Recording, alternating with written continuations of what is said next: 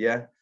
Nah, jadi proses bukan investasi. Jadi mindset ini dulu yang paling penting karena proses ini sebenarnya adalah platform bisnis ya. Proses bukan investasi, bisnis industri, usaha apapun yang akan kita jalankan tanpa mencari orang referral atau promo.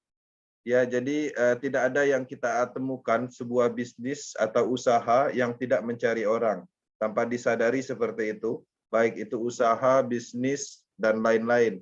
Ya, jadi di sini proses yang disebut bisnis pemasaran jaringan, kemudian contohnya bankir itu disebut pemasaran, media disebut iklan, politikus itu disebut kampanye, industri itu disebut karyawan. Ya, jadi tidak ada usaha bisnis industri yang dapat bertahan tanpa referensi orang. Nah, orang adalah tempat bergantungnya setiap industri dan bisnis.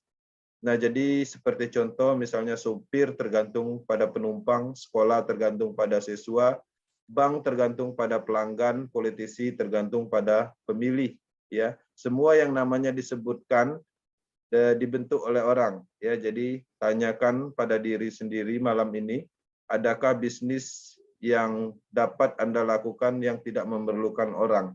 Nah, di sini kenapa kita masukkan ke dalam materi akademi? Banyak sekali mental block yang ada di sini, ya. Dia menganggap sebuah bisnis itu tidak membutuhkan orang, ya. Jadi ini bukan investasi, beda halnya dengan investasi. Itu pastinya tidak masalah membutuhkan tidak ada orang dalam arti kita mendapatkan potensi income tetap, tapi di sisi lain pastinya risikonya lebih besar. Nah, itu salah satu hal yang perlu disampaikan ketika banyak juga teman-teman yang menganggap ini investasi. Ini perlu diklarifikasi. Jadi mindsetnya harus berubah dulu, bukan mindset investasi, tapi mindsetnya adalah sebuah peluang bisnis yang memang sudah ada alatnya dan itu kita kerjakan.